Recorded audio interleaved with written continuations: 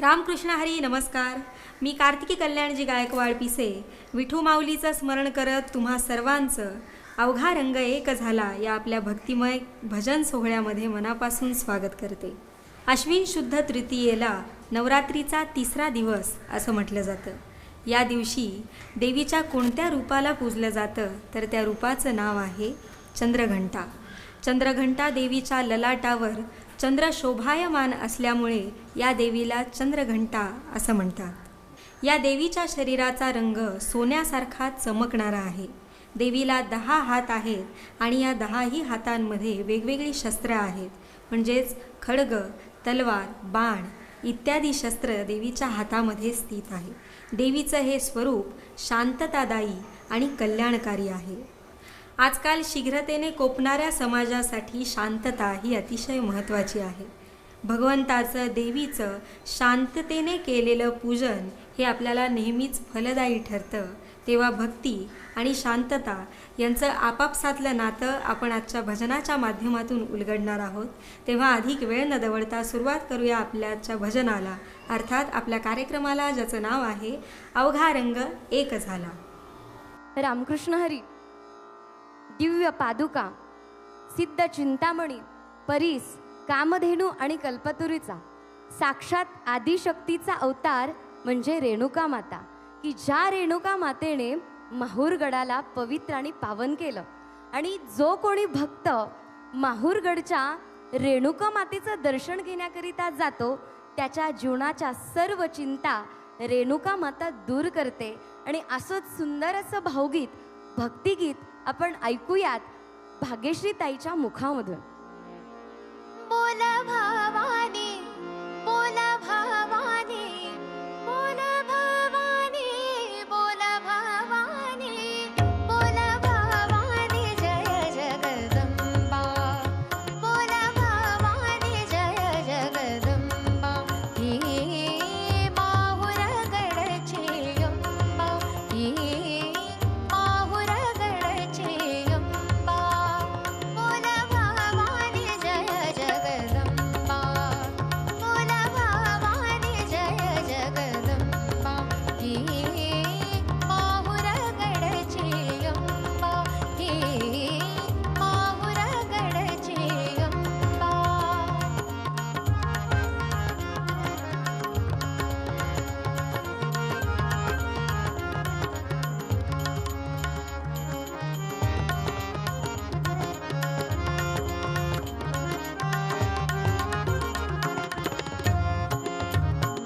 मूळपीठ कोरी भूमिका, मूळपीठ कोरी भूमिका. तेथे नांदे देवी रेणुका, तेथे नांदे देवी रेणुका. मूळपीठ कोरी भूमिका, तेथे नांदे देवी रेणुका, तेथे नांदे देवी रेणुका. लावण्य रत्नचंद्रिका, लावण्य रत्नचंद्रिका. हे मूळ सृष्टीचे राभा, हे मूळ सृष्टीचे राभा. बोल भवानी जय जगदंबा, बोल भवानी जय जगदंबा. ही माहूरगडची अंबा, ही माहूरगडची अंबा.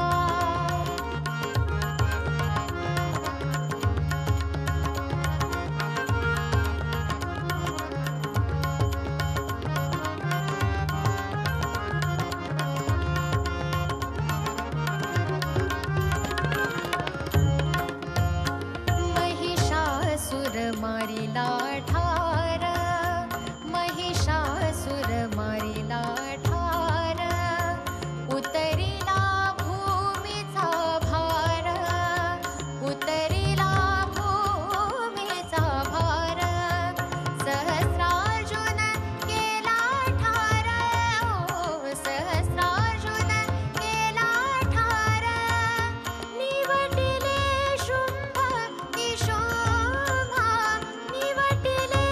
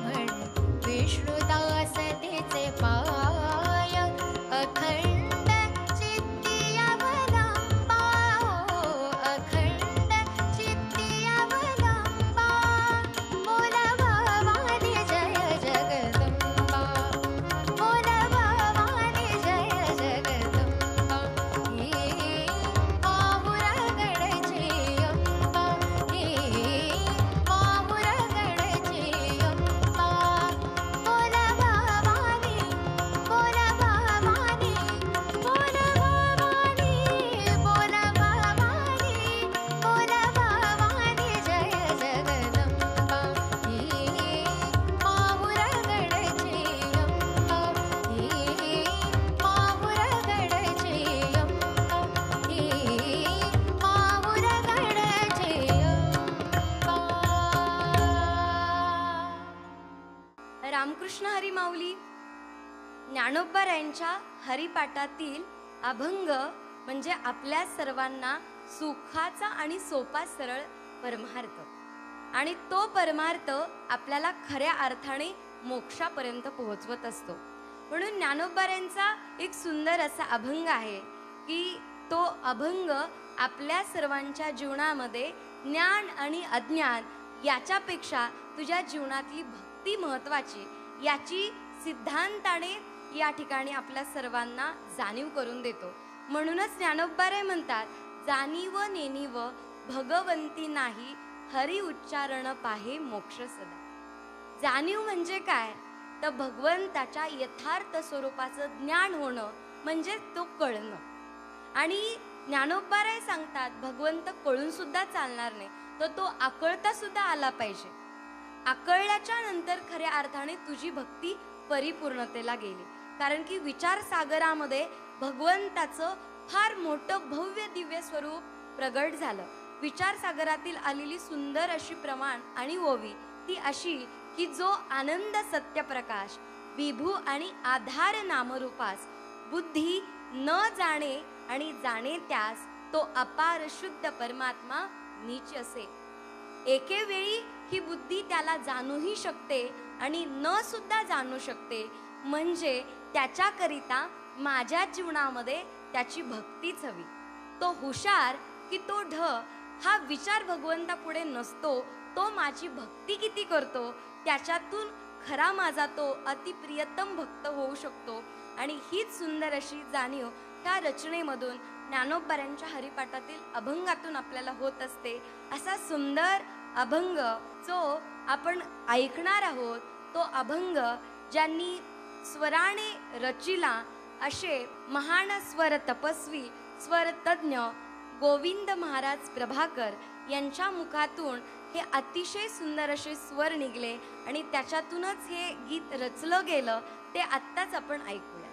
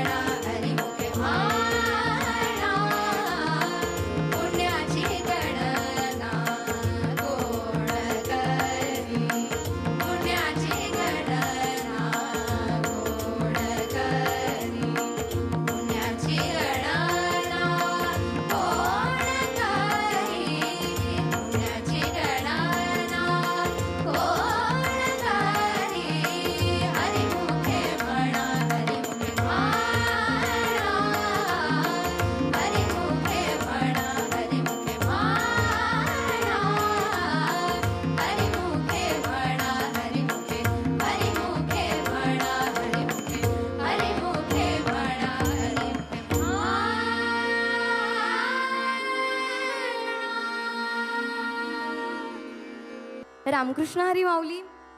आजच्या ह्या सुंदर अशा भागामध्ये श्री संत तुकोबारा यांचं सुंदर असं प्रमाण आहे. रवी दीप हिरा दाविती देखणे अदृश्य दर्शने संताचिया.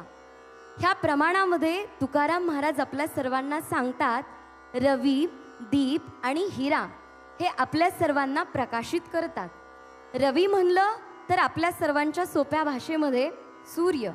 सूर्य आपल्याला प्रकाशित करतो, पण जेव्हा अंधाऱ्या खोलीमध्ये एखादा दिवा लावला जाईल तेव्हा अंधाऱ्या खोलीमधलं सगळं दिसायचं काम तो दिवा लागल्याच्या नंतर आपल्याला दिसतं. म्हणजे आहे ती वस्तू दाखवण्याचं काम तो दिवा करतो. सूर्यही तसंच आहे. जेव्हा सूर्योदय होतो तेव्हा जी पृथ्वी रात्रीच्याला आपल्याला दिसू शकत नाही ती पृथ्वी आपल्याला सकाळ झाल्याच्या बरोबर दिसू लागते. पण आहे ती पृथ्वीच सूर्य दाखवतो, नसलेली पृथ्वी तो दाखवत नाही. त्याच्या पुढे रवी आणि दीप. दीप म्हणजे दिवा. दिवा काय करतो तर दिवा आपल्याला आहे त्या गोष्टींना प्रकाश देण्याचं काम करतो. आणि हिरा, आत्ताच्या काळामध्ये बॅटरी आले, टॉर्च आले, पण आधीच्या काळामध्ये अष्टपैलू नावाचा हिरा जेव्हा आपण हातामध्ये घेत असायचो तेव्हा तो हिरा घेऊन आपण जसं पुढे जाईल तसा मार्ग आपल्याला दिसत लागायचा. परंतु तुकोबाराय सांगतात तोही हिरा मार्ग दाखवत असायचा, पण असलेला मार्ग तो दाखवत असायचा, नसलेला मार्ग तो दाखवत नसायचा. पण ह्या जीवनामध्ये अदृश्य असणारा परमात्मा सदृश्य करण्याची ताकद फक्त संत मायबापांमध्ये आहे. की जे संत मायबाप आपल्या जीवनामध्ये अदृश्य असणारा परमात्मा, अदृश्य असणारी वाट ही आपल्याला दाखवण्याचा प्रयत्न करत असतात. आणि परमार्थ ह्या जीवनामध्ये कसा करायचा. एक दिवस सहजच अर्जुनाने कृष्ण परमात्म्याला प्रश्न केला की अहो भगवंता, तुम्ही म्हणता परमार्थ करायचा म्हणजे काय करायचं, तर त्याची व्याख्या मला सांगा. त्यावेळी कृष्ण परमात्मा सांगतो, हे बघ, तुझा परमार्थ म्हणजे दुसरं आगळं वेगळं काही नाही आहे. तर तो परमार्थ म्हणजे एखादा गरीब असेल, एखाद्याला तहान लागलेली असेल तर त्याला तू जाऊन पाणी पाजलं तर तो तुझ्या जीवनाचा परमार्थ आहे. एखाद्या दिवशी तुला धावपळीमध्ये पंढरीला जाता नाही आलं तर तू गेला नाही तरी चालेल, पण घरातील मायबापांची तू सेवा केली तर तो तुझ्या जीवनाचा खरा परमार्थ आहे. त्याच्या पुढे तुला एखाद्याची झोपडी उभी करता नाही आली तर तू तो करू नकोस, पण एखाद्याची झोपडी तू मोडू नकोस, हा तुझ्या जीवनाचा परमार्थ आहे. आणि हेच करत असताना तू दीन दुबळ्यांची, दुर्बीळ जीवांची, जे रंजलेले आहेत, जे गांजलेले आहेत, मग रंजलेले आणि गांजलेले आपण म्हणलं तर मग आम्ही तर रंजलेले गांजलेले दिसत नाही. मग असं तुकोबारे काय म्हणले तर तुकोबाऱ्यांना सांगायचे की माझं मन हे काम, क्रोध, मद, मत्सर, लोभ, अहंकार ह्या सगळ्या गोष्टींनी रंजलेलं आहे. आणि ते रंजलेलं मन जेव्हा संत मायबापांच्या स्पर्शामध्ये जातं, त्यांच्या पावलांमध्ये, त्यांच्या चरणावर जाऊन लीन होतं, त्यावेळी त्यांच्या जीवनाचा खरा परमार्थ सुरू होतो. आणि तोच परमार्थ जीवनाला पूरक ठरवतो, सार्थकी लावतो. आणि असं सुंदर असं अभंग या ठिकाणी तुकोबाऱ्यांचा आहे की जे का रंजले गांजले त्याशी म्हणे जो आपुले, तोची साधू ओळखावा देव तेथेची जाणावा. आणि ही सुंदर रचना तुकोबाऱ्यांची आपण आकांक्षाताई नगरकर देशमुख यांच्या मुखातून ऐकूया. जे का रंजले गांजले त्यासे म्हणे जो आपुले, जे का रंजले गांजले त्यासे म्हणे जो आपुले,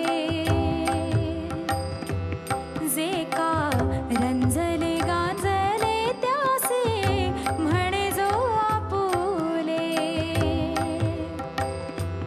तोची साधू ओळखावा, तोची साधू ओळखावा, देव तेथेची जाणावा,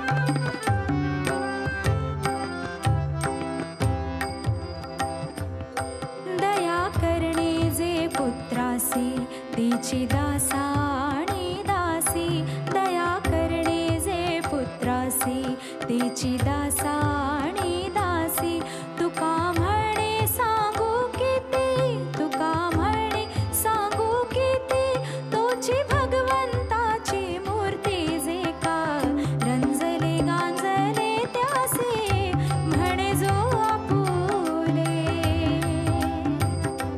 जे का रंजले गांजले त्यासी म्हणे जो आपुले तोची साधू ओळखावा तोची साधू ओळखावा देव तेथेची जाणावा देव तेथेची जाणावा जे का रंजले गांजले त्यासी म्हणे जो आपुले जे का रंजले गांजले त्यासी म्हणे जो आपुले जे का रंजले गांजले त्यासी म्हणे जो आपुले. रामकृष्ण हरी. या जगामध्ये खूप खूप गोष्टी सुंदर आहेत आणि हे जग एवढं सुंदर बघत असताना मनात विचार येतो की हे जग इतकं सुंदर आहे तर ते बनवणारा किती सुंदर असला पाहिजे. जिसकी रचना इतनी सुंदर वो कितना सुंदर होगा.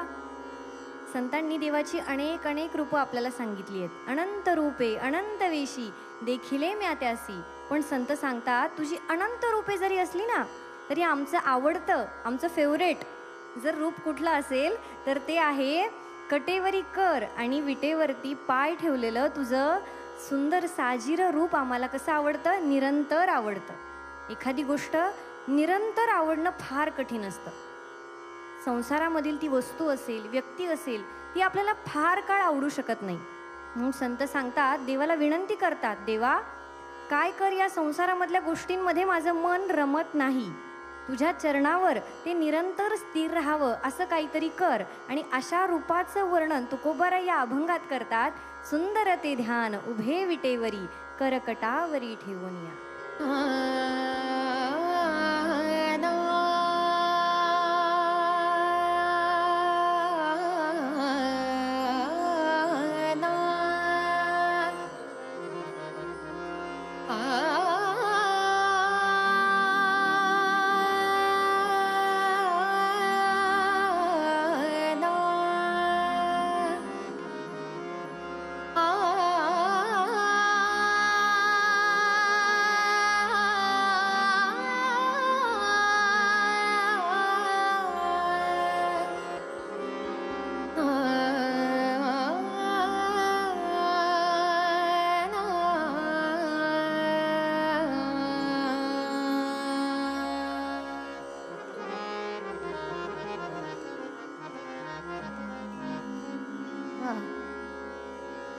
सुंदर ते ध्यान उभे विटेवरी सुंदर ते ध्यान उभे विटेवरी सुंदर ते ध्यान उभे विटेवरी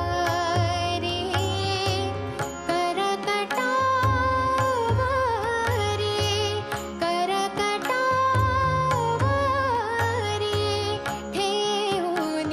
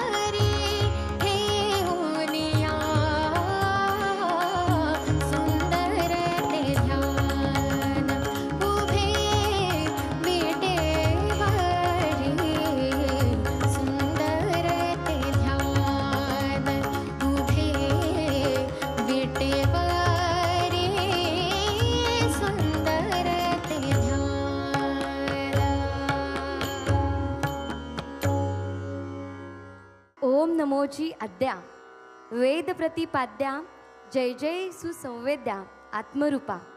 हे ज्ञानोबा यांचं सुंदर असं ओवी आपल्या सर्वांच्या जीवनामध्ये अतिशय पूरक आहे.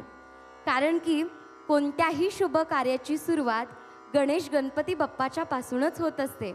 आणि म्हणून तर नामदेवराय सुद्धा म्हणतात की प्रथम नमन करू गणनाथा उमा शंकराची या सुता चरणावरी ठेवून या माता साष्टांग हे करी दंडवत. आणि आपल्या सर्वांना माहिती आहे की गणपती बाप्पा आपल्या जीवनामध्ये तेज देत असतात की तेजोमय हे चिन्मया उजळून या तिमिरात या. म्हणजेच तेजोमय प्रकाशित करणे आणि प्रकाशित करतो तो देव. आणि त्या देवाकडे आपल्या सर्वांचं एकच मनोभावे मागणं आहे की भगवंता अज्ञानातून ज्ञानाकडे अंधारातून प्रकाशाकडे नेण्याची आणि जीवनाला नवी जागृत जाज्वल उर्मी देण्याचं कार्य फक्त तुम्ही आमच्यासाठी करा. आणि असंच एक सुंदर गीत जे गीतकार आहेत मंगेश पाडगावकर आणि यांचंच गीत आपल्या मधुर अशा आवाजामध्ये महाराष्ट्रातील सुप्रसिद्ध गायिका आकांक्षाताई नगरकर देशमुख यांच्या मुखातून ऐकूया. तेजोमया हे चिन्मया तेजोमया हे चिन्मया उजळून या तिमिरात या उजळून या तिमिरात या तेजोमया हे चिन्मया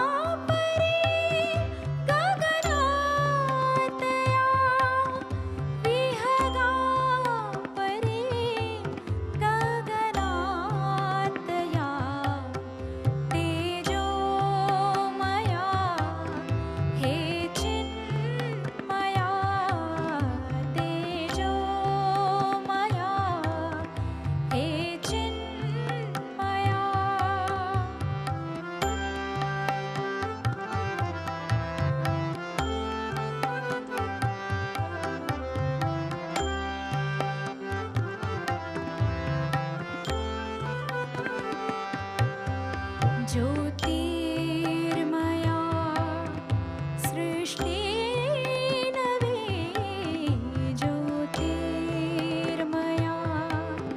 सृष्टी नवी बघण्यास दृष्टी नवी ज्योतिर्मया सृष्टी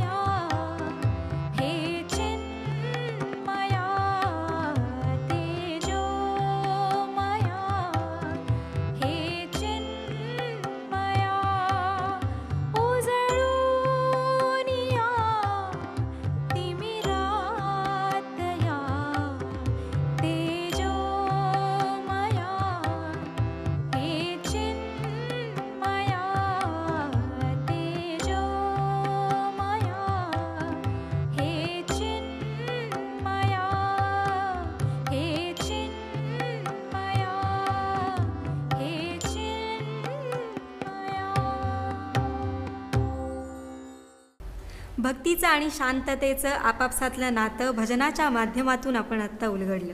नवरात्रीच्या या दिवसांमध्ये घरोघरी घटाची स्थापना केली जाते आणि घरातील प्रत्येक स्त्री भक्तिभावानं देवीची आराधना करते. माऊली, या नवरात्रीच्या 9 दिवसांमध्ये आपण जशी देवीची शक्तीची आराधना करतो, याच पद्धतीने आपण आपल्या घरातील स्त्रीला सुद्धा सन्मानाची वागणूक द्यायला हवी, कारण स्त्री ही देखील देवीचंच एक रूप आहे. माऊली, याच विचारांनंतर आता मात्र वेळ झाली इथेच थांबण्याची. आपण पुन्हा भेटणार आहोत आपल्या आवडीच्या कार्यक्रमात, ज्याचं नाव आहे अवघा रंग एक झाला, उद्या सकाळी 7 वाजता फक्त आपल्या लाडक्या झी मराठीवर.